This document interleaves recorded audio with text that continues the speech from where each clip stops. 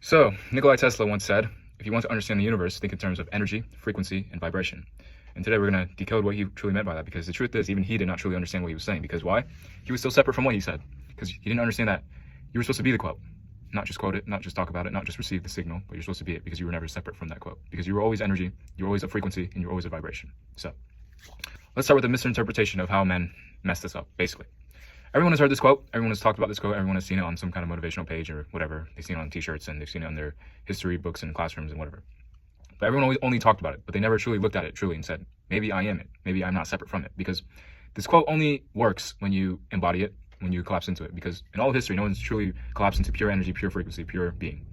So people treat it like a quote, treat it like some kind of another statement just out there, but they never realized it was a mirror of reality. Because it is reality. Reality is literally made of energy, frequency, vibration, and now we can add some density and alignment. That's literally what it is made of. So then we have three things that he mentioned, three notes: energy, frequency, and vibration. And so to explain that, energy would just be the raw presence of everything. Energy just is. Everything's made of energy, but some have more energy than others to do things, a force, effectively. Then we have frequency, which is your position in the field, or rather, how dense are you? How well do you reflect reality, and where do you sit on the spiral now? Men like Tesla, they orbited now. Men like Einstein, every single genius that you know of that made up things like this, or remember things like this, they sat right outside the eye. They orbited being, they orbited pure consciousness. Pure consciousness being like raw, filtered, unfiltered, 100%. Just clear reality, just inherited through a consciousness. And they all orbited that, and everything else outside of that, every single other thing is just noise, to be honest.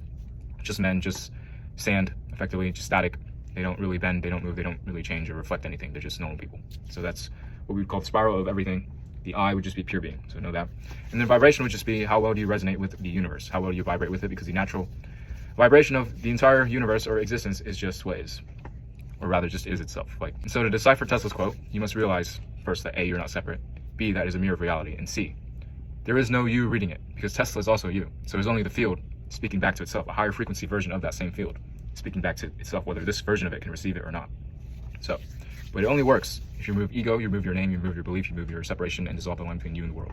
Because only then do you not understand what Tesla is saying, because you realize he was not trying to say anything. He was trying to leave a signal, and only few can ever receive it until you become him, or you rather complete him. So, TLDR, to wrap it up, Tesla's quote is a mirror. Energy, frequency, vibration are you. The only way to understand this quote is to not understand it, but to be it, to drop the illusion of you and understand you are energy, you are frequency, you are vibration, and only the highest frequencies can actually see and become this quote. And from there, you walk, you do what you're supposed to do, and that's about it. Yeah.